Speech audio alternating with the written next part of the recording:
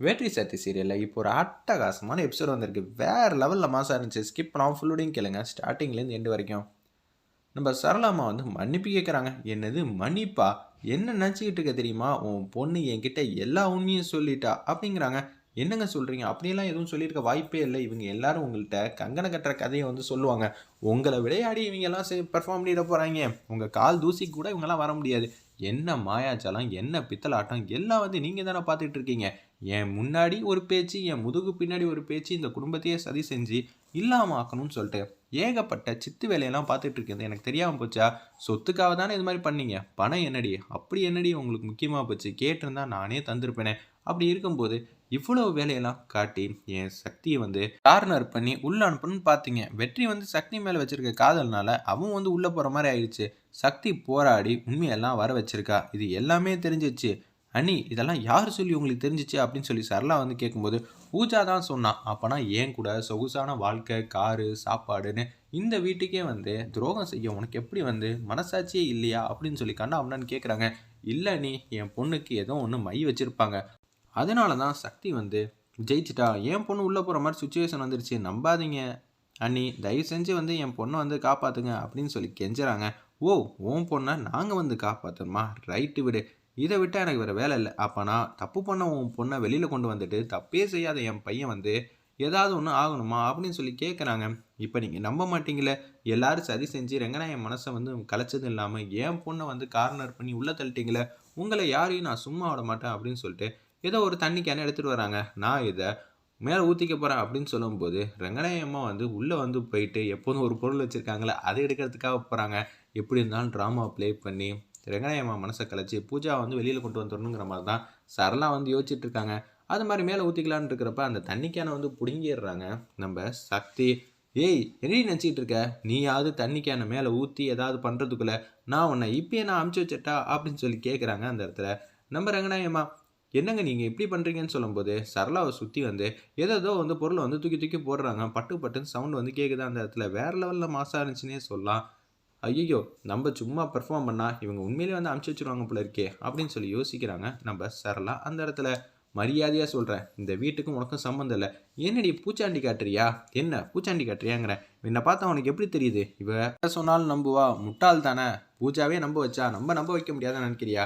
சொத்து பேய்களா? மரியாதையாக இந்த வீட்டை விட்டு போயிடணும். தினியா, நீ இவளை வீட்டை விட்டு துரத்திரி. இவள் லக்கேஜ் எதுவுமே இருக்கக்கூடாது. அம்மா லக்கேஜ் இருக்கக்கூடாதுன்னு சொல்லிட்டீங்க, இந்த வேஸ்ட் டிக்கெட் இங்கே இருக்கலாமா வேணாமா அப்படின்னு சொல்லி சரளாவை பார்த்து கேட்குறாங்க நம்ம தினியன். ஏய் என்ன பார்த்தாடா வேஸ்ட் டிக்கெட்டுங்கிற? நீங்கள்லாம் இந்த வீட்டில் வந்து இருக்கலாம், ஆனால் நான் இருக்கக்கூடாதா? தினியன் என்னோட புள்ள மாதிரி இல்லை, புள்ளையே தான். அவனுக்கு இந்த வீட்டில் இருக்கிற முழு அங்கீகாரம் இருக்குது. ஆனால் நீ யாருடி இந்த வீட்டில் இருக்கிறதுக்கு? மரியாதையாக வந்து வீட்டை விட்டு போயிடுன்னு சொல்லும்போது அவங்க வந்து கையில் வந்து ரங்கநாயம்மா இன்னமும் பொருள் தான் வச்சுட்டு இருக்காங்க. எல்லாரும் பாட்டமாக இருக்காங்க. ஏன்னா இப்போ தான் ஒரு பிரச்சனையிலேருந்து வெளில வந்திருக்காங்க. நம்ம சக்தியிலேருந்து எல்லாரும் காப்பாற்றி வெற்றியை கொண்டுட்டு வரப்ப ரங்கநாயகம் எதுவும் தப்பு பண்ணிட போகிறாங்களோன்னு சொல்லிட்டு ஒட்டுமொத்த குடும்பம் வந்து கவலையில் இருக்கிறப்ப அங்கன்னு பார்த்து நீங்களாம் நல்லா இருப்பீங்களா அப்படின்னு சொல்லி 1-2 வார்த்தையை வந்து விட்டுறாங்க நம்ம சரளா. அம்மா இப்போது ஏதாவது பேசிடலாம், அவங்க கையில் என்ன பொருள் வச்சுருக்காங்க தெரியுமா? ஏதாவது ஒன்று பண்ணிட்டாங்கன்னா என்ன ஆகுறது? அப்புறம் வாயை கூட திறக்க முடியாது.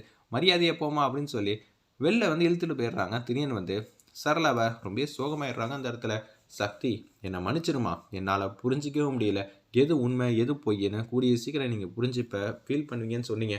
அதே மாதிரி தான் புஷ்பா கிட்ட கூட்டணி போட்டு உங்கள் அம்மாவுக்கு எதிராக வந்து சாட்சி சொல்லி எல்லாமே தப்பான முடிவாக எடுத்துட்டேன். என் வீட்டு மருமக என்றைக்கும் தங்கமான பொண்ணு தான், சொத்துக்காக ஆசைப்படல, சொந்தத்துக்காக தான் ஆசைப்பட்டிருக்கா. எனக்கு புரியுது. ஆனால் சொந்தம் வந்து நல்லது செய்வாங்கன்னு நினச்சி அவங்கள பக்கத்தில் வச்சதுக்கு சொத்து தான் முக்கியம்னு சொல்லி எல்லாரையும் வந்து கார்னர் பண்ணி அமுச்சு வச்சுட்டு இந்த ஒட்டுமொத்த சொத்தி வந்து ஆளலாம் தான் அவங்க பார்த்துருக்காங்க. தயவு செஞ்சு மன்னிச்சிருங்கிற மாதிரி கெஞ்சுறாங்க.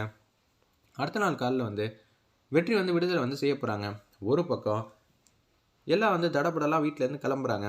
மாலை தோரணலேருந்து எல்லாம் என்னது அம்மாவையும் காணும் அண்ணியும் காணும் சொல்லி திணியனும் கிரியும் கேட்கும்போது 2 பேரும் பச்சை கலர் புடவையில் கியூட்டாக அழகாக வந்து மாதம் வந்துட்டு இருக்காங்க. ஏற்கனவே ஒரு ப்ரீவியஸ் எபிசோடில் இதே மாதிரி தான் 2 பேரும் புடவை சேமாக கட்டிட்டு வந்த பேட்டர்ன் இந்த வாட்டியும் காட்டினது அவங்க 2 பேரோட ஒத்துமையை வந்து காட்டியிருந்துச்சு. ரொம்ப சூப்பராக இருந்துச்சுன்னே சொல்லலாம். வெற்றி வந்து மாதம் வந்து வெளியில் வந்தானே மாலை இது எல்லாத்தையும் போட்டுட்டு இருக்கப்ப எங்கடா அம்மாவும் சக்தியும் 2 பேரும் ஒரே மாதிரி புடவை கட்டிட்டு வந்து அங்கே நிற்கிறாங்க.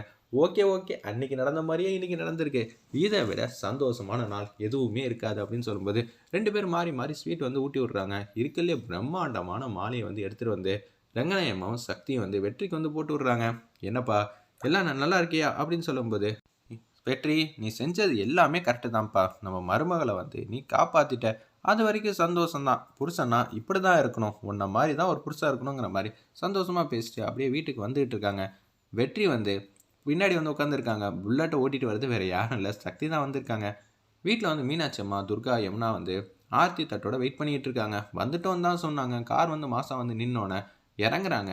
நம்ம செல்வம் முருகனும் ரெங்கநாயகி அம்மாவும் பின் சீட்லேருந்து வந்து மாலையும் கழுத்துமா வந்து இறங்குறாங்க. திணியனும் கிரியும், என்னம்மா இவங்க மாலையை போட்டுட்டு வந்திருக்காங்க, நம்ம கழுத்தில் நம்ம தான் மாலையை போட்டுக்கணும், வேறு யார் மாலையை போட்டுப்பா? ஏன்டா நேரங்காலம் வந்துச்சுன்னா உங்களுக்கு கல்யாணம் பண்ணி வைக்க மாட்டோமா? அதைத்தான் ஆரம்பத்துலேருந்து இப்போ வரைக்கும் சொல்கிறீங்க, ஆனால் கல்யாணம் பண்ணி வச்ச மாதிரி தெரியலையேங்கிற மாதிரி யோசிக்கிறாங்க. அந்த இடத்துல நம்ம திணியனும் கிரியும், என்னது வெற்றியும் சக்தியும் காணும்னு பார்க்குறப்ப, சக்தி வந்து மாதம் வந்து புல்லட் ஓட்டிகிட்டு வரப்ப ரொம்ப சூப்பராக அற்புதமாக வந்து பேசுகிறாங்க. மாப்பிள்ளை நீங்கள் வந்துட்டீங்களே, இனிமேட்டு கலக்கல் தான், எல்லாம் உங்கள் ஆசீர்வாதம் தான் அப்படின்னு சொல்லி ஆர்த்தி வந்து எடுத்து அப்படியே நெத்தியில் வைக்கிறாங்க. இது மேலே ஜோடியா எந்த சண்டை சச்சனையும் இல்லாமல் பிரச்சனை இல்லாமல் நீங்கள் வாழ்க்கையை வந்து வாழணும். பரவாயில்ல பார்த்துக்கலாம், எந்த பிரச்சனையும் இல்லை, உங்களோட ஆசீர்வாதம் இருக்கிறப்ப எனக்கு எதுவும் இல்லை. ஆல்ரெடி வந்து கோர்ட் வாசலில் வந்து 2 பேரும் வந்து காலில் வந்து விழுந்தாங்க ரங்கநாயகம்மா. இப்போ வந்து மீனாட்சி அம்மா காலில் வந்து ஆசீர்வாதம் வந்து வாங்கிட்டாங்க. அப்படியே வந்து நிற்கிறாங்க. எல்லாரும் சிரிச்ச முகமாக வந்து சந்தோஷமாக இருக்கிறப்ப ரங்கநாயகம்மா சடனாக வந்து முறைக்கிறாங்க நம்ம மீனாட்சி அம்மாவை பார்த்து. ஏன்னா இவங்க 2 பேருக்கும் வந்து முன்னாடி ஒரு சின்னதாக ஒரு ஈகோ வந்து இருந்துச்சு. புஷ்பா விஷயத்தில் வந்து கோர்ட்டில் வந்து மாற்றி சொன்னாங்களே, இவங்க அப்படியே பார்த்துக்கிட்டு இருக்கப்ப என்னை மன்னிச்சிருங்கன்னு சொல்லி ரங்கநாயகம்மா வந்து அப்படியே மீனாட்சி அம்மா ஹக் பண்ணுறாங்க. பரவாயில்லைங்க, தெரிஞ்சு செஞ்ச தப்பு தாங்க, ரொம்பவே திருந்துறது கஷ்டம், நீங்கள் தெரியாமல் தானே செஞ்சுருக்கீங்க, எந்த பிரச்சனையும் இல்லை. உங்கள் சந்தர்ப்பம் சூழ்நிலையை பயன்படுத்திக்கிட்டு புஷ்பா, பூஜா இவங்க எல்லாரும் வந்து அப்படி இருந்துக்கிட்டாங்க. மற்றபடி ஒன்றும் இல்லைங்கிற மாதிரி பாசிட்டிவாக பேசுகிற மாதிரி காட்டி இந்த எபிசோட் வந்து ஆல்ரெடி மாதம் முடிச்சிருந்தாங்க. வெயிட் பண்ணி பார்ப்போம்.